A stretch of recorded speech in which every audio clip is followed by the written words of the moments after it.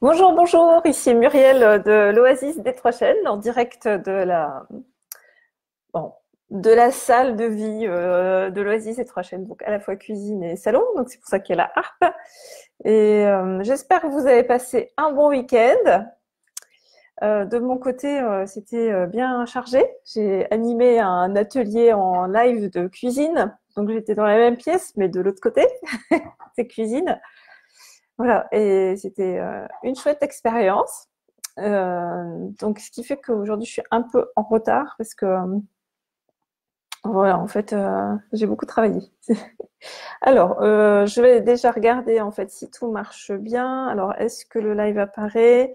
Si vous êtes en direct, faites-moi un petit coucou pour me dire que ça marche bien. Voilà, oups. En plus, bon, c'est toujours, en fait, je fais toujours avec les moyens du bord. Donc là, je suis sur un truc qui bouge un peu, vous voyez. Je vais essayer de pas faire trop bouger. Alors, est-ce que le live est en route? Oui, ça m'a l'air de bien marcher. Voilà. Donc, en tout cas, bonjour à vous si vous regardez ce live en direct et puis en replay. C'est toujours un grand plaisir, en fait, d'avoir des personnes de l'autre côté qui s'intéressent à ce que j'essaie de transmettre dans ma mission de vie professionnelle. Alors aujourd'hui, c'est un sujet que j'aborde parce qu'en fait, ça revient beaucoup dans ce que j'ai pu avoir comme en fait feedback de la part des personnes qui sont sur la communauté et puis des personnes que j'ai aussi en clientèle. Donc c'est la question de la légitimité. Donc un peu en fait, je me sens pas à l'aise dans mon activité. Je doute en fait, je manque un peu de confiance en moi.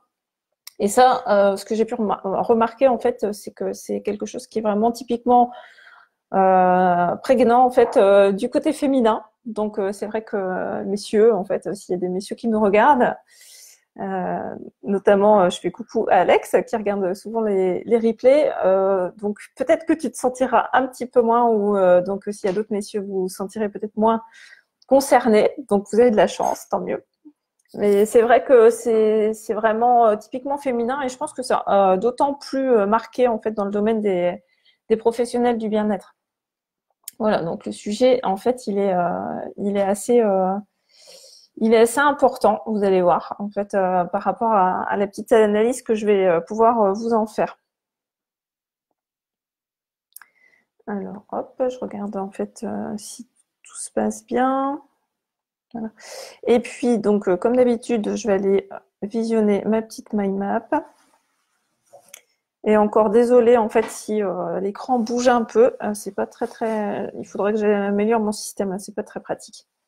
Alors, je fais en fait ce live notamment au niveau de j'ai eu Vanessa qui m'a mis en fait c'est très difficile de se sentir légitime et compétente. Je débute, j'ai encore beaucoup à apprendre et en même temps, il faut bien sauter le pas de l'installation.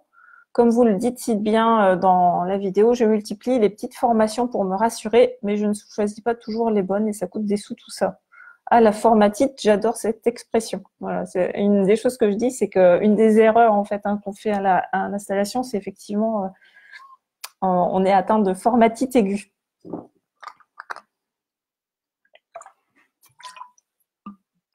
Ensuite, j'avais Catherine qui me met que, en fait, dans ses difficultés principales, c'est se sentir légitime. Je dirais me sentir légitime, ayant plusieurs casquettes, difficile de me définir et de me mettre dans une case. Ça, c'est vraiment très intéressant aussi comme remarque.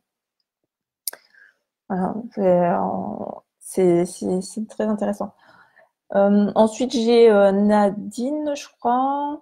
J'ai pas noté le prénom. Je crois que c'est Nadine qui me mettait que elle a plus des difficultés en fait pour se faire connaître par rapport aux autres thérapeutes, mais côté en fait clientèle en consultation, elle commence à se sentir dans son élément. Le fait d'avoir eu des retours. Par contre, elle a beaucoup, elle a la tête remplie de savoir et quelquefois elle doute de ce qu'elle avance quoi. Donc encore un manque de confiance qu'elle travaille.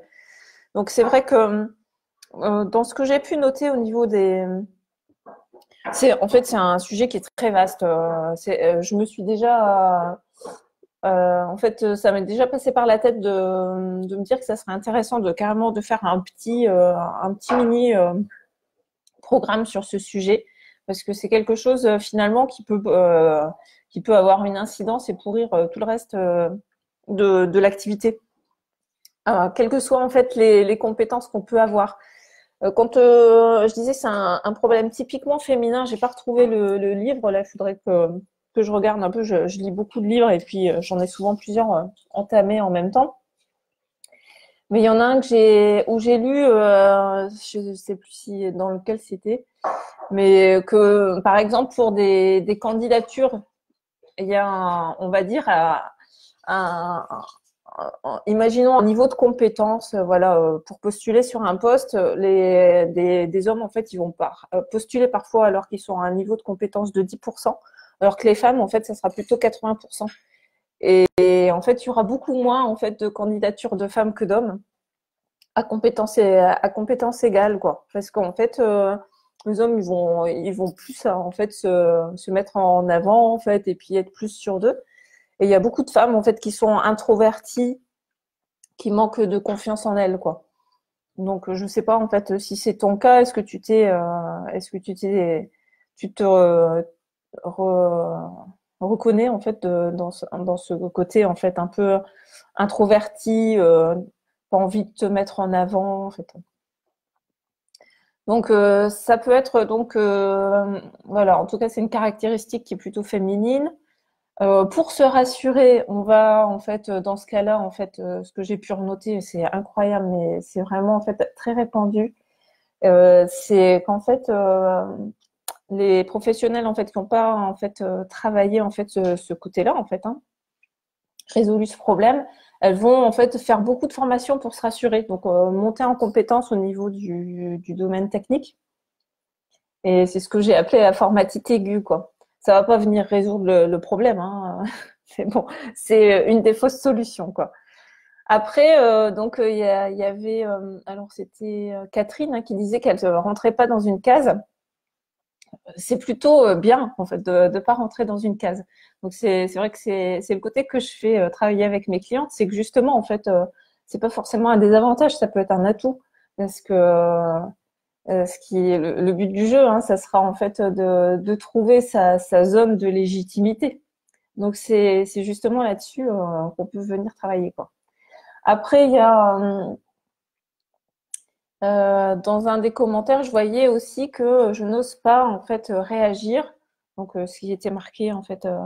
Et ça c'est le côté pervers un peu. C'est un des effets de pas se sentir assez en confiance. C'est qu'on va avoir un côté où on va être dans l'inaction un peu. Voilà. Donc je vais regarder en même temps si il y a des commentaires. N'hésitez pas à me mettre des commentaires si vous avez des commentaires. Voilà.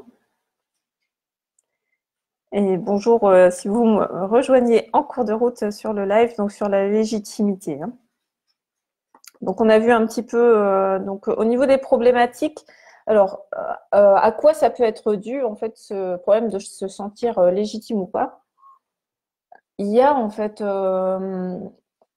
j'en parlais la semaine dernière, je crois, dans le live de la semaine dernière, j'avais fait une métaphore là, je ne sais pas si vous vous souvenez, si vous avez regardé le live sur les sorties de zone, entrée de zone. Alors ça peut être dû à ça et finalement c'est en fait quelque chose de tout à fait normal. C'est-à-dire que quand on se reconvertit, il y a forcément une période en fait à un moment donné quand on se lance dans un nouveau projet, qu'on ouvre des chambres d'hôtes ou qu'on s'installe comme naturopathe, énergéticienne ou je ne sais pas ce que vous faites. Hein. Forcément au début il y a une phase en fait où vous allez être inconfortable quoi. Donc ça peut en fait vous amener effectivement en fait un sentiment de pas être bien à l'aise. Ensuite, j'ai noté, donc on avait dans les problématiques, hein, j'avais parlé de la fausse solution, là, la formatite aiguë. Alors j'ai noté une deuxième, on va dire, manifestation clinique du problème qui est assez répandue, c'est la comparaisonnite chronique. Donc ça c'est Ça va vraiment avoir des effets pervers parce que ça va bloquer et mettre complètement dans l'inaction. Il y a forcément, en fait, dans votre domaine, des gens qui seront plus avancés, enfin, j'espère, des gens qui seront plus avancés que vous. Et si, en fait, on est toujours en train de regarder ce que font les autres, on peut se dire, ah non, mais moi, c'est complètement nul, et puis ça bloque complètement. Donc, je pense que tout ça, c'est des problèmes aussi qui viennent, en fait, quand, entre guillemets, le travail n'a pas été fait en amont. Tout ce que je fais là avec mes clientes, ça va permettre un peu de… Enfin, je détaillerai un peu plus loin, mais c'est… quelque part, en fait, le fait d'aller regarder tout le temps ce que font les autres, c'est parce qu'on n'a pas encore délimité avec clarté, en fait, ce qu'on fait nous, en fait, et ce qu'on met en place. Donc, une fois qu'on est dans l'action, qu'on a une vision très claire, en fait, de où on veut aller, un plan d'action précis, et qu'on est, en fait, on a beaucoup de choses à faire quand on est à son compte. Et on n'a plus trop le temps, en fait, finalement. Et puis, on est beaucoup plus sûr de soi aussi. Donc, on va plus regarder ce que font les autres. Ou ça, on peut y aller, mais en fait, ça va pas nous impacter aussi négativement que ça peut l'être dans ces premières phases, quoi. Alors, je dirais que c'est un problème, moi, c'est un sujet qui m'a paru vraiment intéressant à traiter parce que ça peut faire une spirale négative qui, en fait, voilà, s'auto-alimente. Parce que quelque part, bon, on peut avoir donc la formatite, la comparaisonnite chronique. On peut être un peu dans l'inaction. On va avoir des doutes qui vont finalement transparaître dans tout ce qu'on fait, quoi. Donc, ça peut être au niveau de la communication, la façon dont on présente même dans la façon de délivrer les prestations. Enfin, je sais pas, c'est comme un chien, en fait. Quand vous allez vers un chien et puis que vous avez peur, le chien, il va avoir tendance à vous mordre, il sent. Et les clients qui viennent chez vous, si vous êtes imprégné de doutes, ça se sent aussi, quoi. Et quelque part, en fait, ils vont plus avoir confiance en vous parce que vous n'avez pas confiance en vous, quoi. Donc ça, en fait, c'est vraiment, ça s'auto-alimente.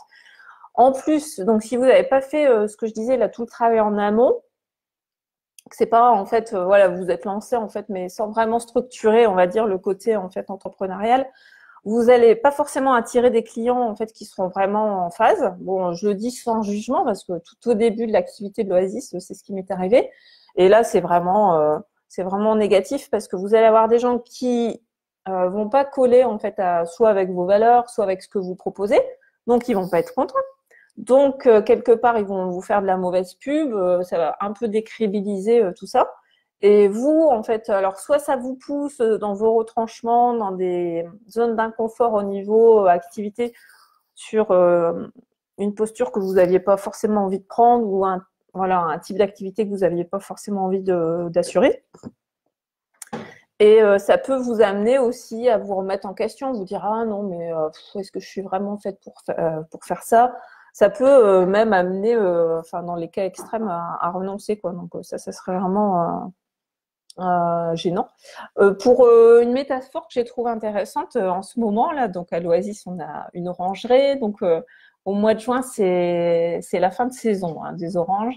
On a encore des oranges d'été, mais c'est vraiment voilà les toutes dernières là en ce moment. Et il y a une mouche en fait qui est présente en fin de saison. Donc en fait la mouche elle vient piquer l'orange. Donc même les oranges qui sont sur l'arbre en fait il y a un tout petit trou. Donc ça se voit pas forcément. Mais quelque part en fait si on consomme pas l'orange tout de suite et la mouche elle vient pondre en fait et il y a en fait des vers en fait qui se développent. Alors l'orange elle devient toute molle et puis ça se gâte de plus en plus dans l'orange, quoi. Et je pense que ce problème de légitimité, c'est un peu pareil. Hein. C'est un peu comme si il y a une bactérie, là, quelque chose qui vous pique au niveau du cerveau. Et en fait, ce problème, en fait, si on le laisse grandir et puis s'installer, ça peut finalement ça pourrit tout le business, quoi. Et c'est vraiment une spirale négative. Donc, je pense que c'est important de traiter le verre dans le fruit. Puis, quelque part, on commence à arriver un peu loin de là où on voulait, de la vie rêvée professionnelle qu'on souhaitait au départ. Et c'est pas le but du jeu, en fait. Hein. Donc, voilà, ça a un impact sur sa confiance, sur l'estime de soi, la baisse de motivation. C'est une spirale un peu négative qui peut amener à des grosses remises en question, quoi. Donc, je sais pas, en fait, Si ça vous parle, n'hésitez pas à me mettre des petits commentaires. Est-ce que vous vous reconnaissez dans ce que j'ai décrit en fait au niveau des comment se manifeste un petit peu cette problématique au niveau de l'activité, quoi. Et puis je me disais, ouais, pour vous inspirer, en fait, je me suis dit que ça serait intéressant que je parle un petit peu de mon cas, parce que moi, je me suis quand même bien transformée entre comment je suis maintenant et comment j'étais. Donc, je sais pas, en fait, ça transparaît pas parce que maintenant, bon, j'anime des lives, des webinaires. J'ai une chaîne YouTube là de plus de 1400 abonnés, donc j'ai l'air comme ça super à l'aise. Mais il faut savoir que quand j'étais gamine, en fait, j'étais mais hyper timide, quoi. Donc, je suis la deuxième d'une famille de 4 enfants et mon grand frère, c'est quelqu'un en fait qui était qui a beaucoup de prestance. Donc, donc moi, je parlais jamais du coup, quoi. Moi, je me rattrapais en étant super bonne élève en fait. Mais j'avais pas de confiance en moi en fait. Et c'est vrai que je me souviens de repas en fait où il y avait plein de gens à table et quelquefois quand il y avait un blanc dans la conversation, tout le monde se retournait vers moi puis me disait «Ah mais tu dis jamais rien toi». Puis j'avais pas le temps d'ouvrir la bouche que pouf c'était reparti. Et les rares fois où j'essayais de dire un truc, ben j'avais une voix tellement petite fluette que en fait ben personne n'entendait rien, quoi. Ou quand je parlais, je devenais toute rouge. Et ce problème-là, je l'ai de timidité un peu excessive, quoi. Ben, voilà, en fait, j'étais une enfant super timide. Après, j'ai eu un corset, ça a rien arrangé, hein, donc j'étais ado complexée, enfin complexée, voilà. En fait, j'avais toujours un pull au-dessus du corset, même en été. Et puis après, quand j'étais jeune ingénieure, finalement, j'étais pas bien à l'aise non plus, quoi. Je me souviens que j'avais les mains moites pour parler en réunion, je devenais toute rouge en fait quand je prenais la parole, quoi. Donc, vous voyez, ça, j'étais comme ça, en fait, il y a tout au début de ma carrière, enfin voilà, quand j'étais gamine, ado, jeune adulte, quoi. Et puis, vous voyez, on arrive à tout, hein, vu que maintenant, en fait, je me surprends même parfois moi-même, quoi, parce que j'ai animé, en fait, la plus grosse conférence que j'ai animée, en fait, j'ai fait une présentation devant 400 personnes. Et puis, je dirais dans les plus gros challenges que j'ai eu récemment, en fait, j'ai fait un concert de harpe à l'hôpital l'année dernière. Donc, je joue dans un service, en fait, je peux jouer dans un service de chimiothérapie de temps en temps. Il y a un petit programme là, en fait, de musique pour les malades. Donc, voilà. Moi, je trouve que c'est sympa. La harpe, en plus, ça donne, c'est sympa, quoi, dans cette atmosphère-là. C'est très apaisant et un peu magique, voilà. Donc je trouve que c'est un peu enchanteur, mais mine de rien, après de ce fait de cette intervention, j'ai été conviée en fait à l'anniversaire de l'hôpital à jouer devant 65 personnes. Donc voilà, alors que je n'ai que 3 années de pratique, donc vous voyez, c'était un peu chaud, quoi. Et puis là, je suis conviée au mois de septembre en fait pour jouer à un mariage.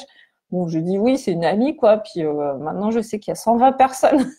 Voilà, donc bon, voilà, je sors clairement de ma zone de confort, quoi. C'est vrai que quelquefois, en fait, j'ai déjà entendu ça que, en fait, une de mes clientes qui me disait que bon, finalement, est-ce qu'elle était vraiment bien alignée? Parce qu'en fait, c'était pas si fluide que ça. Enfin, elle était face à des obstacles, à des difficultés. Et je pense que, au contraire, c'est pas une question d'alignement, quoi. Qui a dit que parce que vous allez être aligné, en fait, ça va être super facile. Vous voyez, en fait, moi, faire la harpe, là, c'est évident que pour moi, ça vibre. Mon cœur, il vibre beaucoup quand je fais de la harpe. Pour autant, c'est pas facile, hein. Je veux dire, là, quand je vais devoir jouer devant 120 personnes, j'ai mon cerveau qui se fige un peu. En fait, ça me demande une préparation en amont qui est importante, quoi. Alors, je me suis dit que les questions que vous pourriez vous poser, en fait, que tu peux te poser en fait si en fait tu te retrouves dans les problématiques là de légitimité, quelquefois pas être bien à l'aise au niveau de ton activité. Il y a différentes questions. Alors moi j'aime bien poser la question en fait, c'est un peu brut de fonderie, hein. Moi j'ai fait du génie civil à la base, mais j'aime bien en fait être direct. C'est un peu dans ma personnalité. Mais combien de temps tu es prêt à rester dans cette situation-là, quoi? Parce que quelque part, la situation, elle va pas changer si tu te mets pas en action, quoi. Donc, et c'est un peu presque de l'auto-sabotage. Donc, voilà, en fait, voilà, qu'est-ce que tu vas mettre en place? Voilà. Il faut toujours, en fait, moi j'aime bien regarder froidement, en fait, prendre un regard d'observateur et puis dire voilà, en fait, qu'est-ce qui va dans ma vie aujourd'hui, qu'est-ce qui va pas et qu'est-ce que je mets en place pour changer si ça va pas. Voilà, donc il y a toujours trois solutions, hein. Quand une situation convient pas, c'est soit on l'accepte, soit on l'accepte pas et on change, ou soit on met des choses en place pour que ça change, quoi. Après, en fait, une des questions que tu pourrais te poser aussi, c'est par rapport à tout ce qu'on a dit, essayer de voir un peu qu'est-ce qui te correspond toi en fait, hein, pourquoi en fait tu te sens pas légitime quoi en fait. J'ai pas mis en fait tout, c'est pas exhaustif le live parce que je vais essayer de faire des lives un peu plus courts parce que vous n'avez pas non plus 40 minutes à consacrer tous les lundis à écouter le live. Voilà, donc j'ai mis un certain nombre de pistes, mais il y en a encore d'autres. D'ailleurs, si ça t'intéresse, hein, c'est vrai que mets-moi des commentaires parce que voilà, s'il y a plusieurs personnes intéressées, ça serait tout à fait possible que je monte en fait un atelier pratique où on travaille ça. Parce que je pense que ça concerne beaucoup de gens, en fait, vu les retours que j'ai, quoi. Après, une question que tu peux te poser aussi, c'est donc, bon, si tu n'arrives pas encore à identifier pourquoi tu te sens pas légitime, c'est est-ce que tu es hyper à l'aise dans ton activité aujourd'hui? Est-ce que tu sais en fait ce que tu proposes, à qui, à quel tarif? Est-ce que tu as une vision claire en fait de là où tu veux aller et est-ce que tu as déjà un plan d'action en fait précis à mettre en place? Parce que tout ça en fait quelque part ça vient nourrir en fait ta confiance. Une fois que tout ça s'est mis au clair, en fait la confiance elle vient aussi dans l'action. Et l'action est soutenue par tout ce qu'il y a derrière l'action, quoi. Et puis, oui, j'avais noté aussi comme question, est-ce que tu t'autorises à être qui tu es?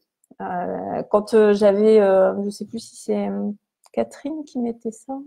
Oui, Catherine, j'avais trouvé ça super intéressant comme phrase, que difficile aussi de me définir et de me mettre dans une case. Voilà, en fait. Est-ce que, justement, en fait, hein, c'est un peu tout le travail que je fais avec mes clientes en début d'accompagnement. C'est justement, en fait, s'autoriser à être soi et se connaître. Et c'est vraiment que plus on va s'assumer et se connaître, et plus, en fait, on va réussir et attirer, en fait, des personnes qui seront en phase avec ce qu'on propose, quoi.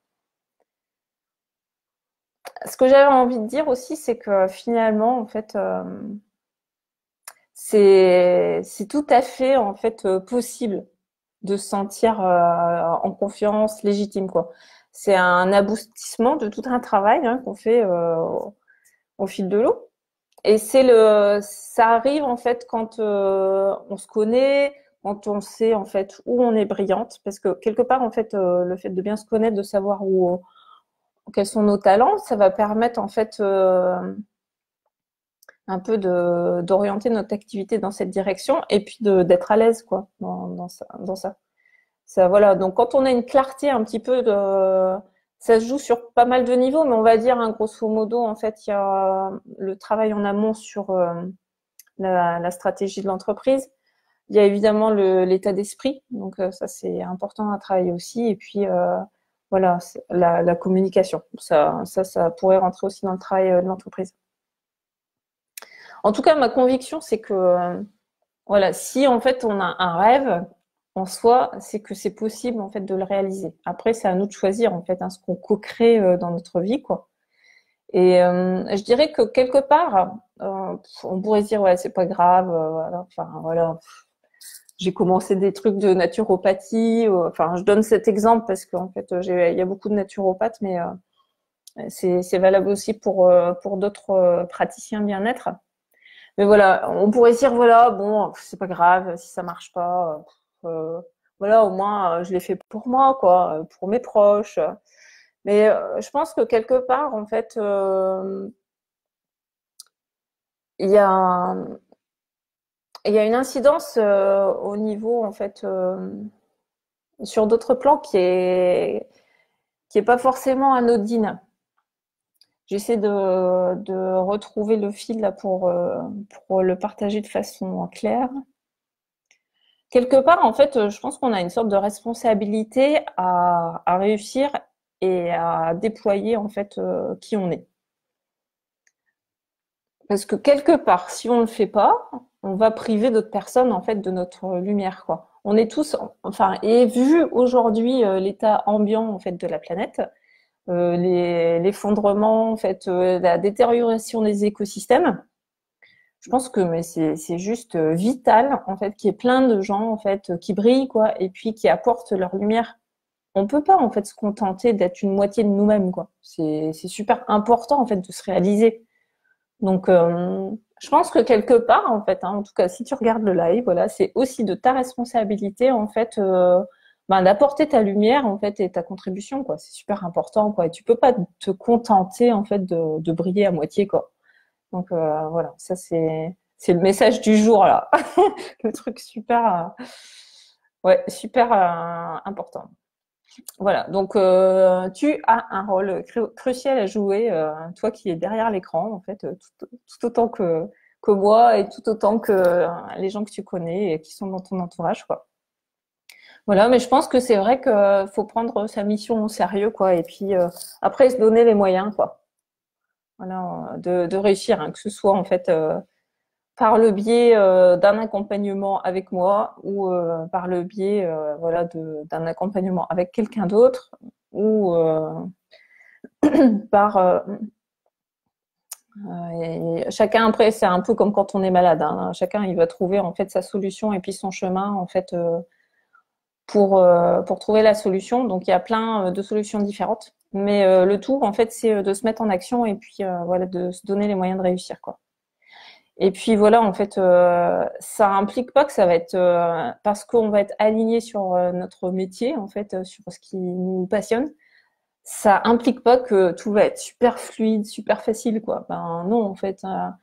Enfin, faut pas croire que même pour moi ça a été facile. Imaginez, en fait, c'est vrai que faire des lives, enfin, des difficultés, j'en ai surmonté des tonnes, quoi. Et puis on est super content après quand on les a surmontées, quoi. Et puis on grandit à chaque fois. Donc c'est vraiment bien. Donc en tout cas, ce que je peux détecter, c'est que ce problème de légitimité, il va pas être lié en fait quand on parle de professionnel du bien-être, il va pas être lié au mot bien-être. Parce que quelque part, en fait, tu t'es déjà formé en fait au côté en fait. Moi, j'ai des amies là naturopathes, mais elles sont brillantes, quoi. Elles sont voilà, mais c'est, je sais plus qui disait, si c'est Nadine qui mettait ça, ouais, Nadine qui mettait qu'en fait, voilà, au niveau savoir, elle en a plein dans la tête, quoi. Elle a la tête remplie de savoir. C'est pas ça qui va pêcher après, en fait. Ça va être plus la structure, l'organisation, en fait, le métier, en fait, d'entrepreneur. Parce que quand on s'installe à son compte comme naturopathe, moi-même au départ, je me considérais pas du tout comme entrepreneur. Et en fait, c'est ça qui fait la différence, hein. C'est vraiment, en fait, si on veut réussir cette activité en tant que professionnel, payer ses charges et puis continuer à aider des gens, ben, il faut se former aussi au métier de l'entrepreneuriat, quoi. Il y a pas de mystère, hein. Et puis aujourd'hui, on est une société de communication, donc il faut aussi se former aux réseaux sociaux, quoi, à la communication sur les réseaux. Donc voilà, si c'est ton cas, ben, viens te faire coacher avec moi, en fait, et comme ça, en fait, tu vas apprendre cette partie-là, et puis au moins ça sera fait, et puis tu pourras te concentrer après sur briller, en fait, de tout ton potentiel au niveau avec tes clients, quoi.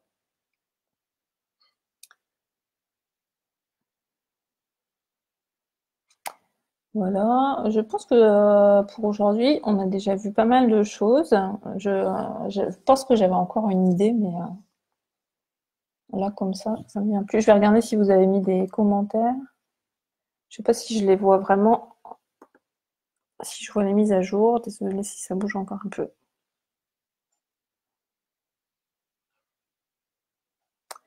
Voilà. Donc, en tout cas, l'été, ça peut être le moment idéal pour travailler sur son activité. Un peu parce que c'est un petit peu plus léger en fait en termes de densité d'activité. Donc si tu veux en profiter et prendre une séance étoile filante, moi je prends des vacances aussi. Donc c'est encore possible les 10 et le 15 juillet. Donc j'ai encore des séances et après il faudra attendre le mois d'août. Voilà. Donc, si tu veux rejoindre la promotion et puis déjà commencer en juillet, ben voilà, il faut se bouger. C'est encore possible dans 2 jours, j'ai encore des séances et puis le 15. Voilà. Donc, ce que je propose, c'est les séances étoiles filantes. Là, c'est une demi-heure, en fait, ou un peu plus si c'est nécessaire, pour regarder où tu en es, quelles sont tes difficultés, tes problématiques et quelle est ta vision, en fait, qu'est-ce que tu aimerais atteindre. Et après 6 mois, en fait, je peux effectivement t'accompagner, en fait, pour réaliser ces objectifs. Donc voilà, si c'est le cas, ben, j'ai dû mettre ou je le mettrai après un lien vers le calendrier SuperSas. Donc c'est mon calendrier où tu peux aller réserver ta séance. Voilà, donc je te remercie beaucoup d'avoir suivi ce live. N'hésite pas à mettre des commentaires, à réagir. Si tu as des questions, voilà, je peux y répondre après en différé. Et puis je te dis donc la semaine prochaine. Alors possiblement la semaine prochaine, moi j'ai pas encore trop choisi le sujet. Ça sera peut-être comment vivre de son activité professionnelle de bien-être, le conseil qui fait toute la différence. Voilà. D'ici donc la semaine prochaine, je te dis donc à bientôt, soit en séance étoile filante, soit donc dans le prochain live. Et je te souhaite de briller de tout ton potentiel. Voilà.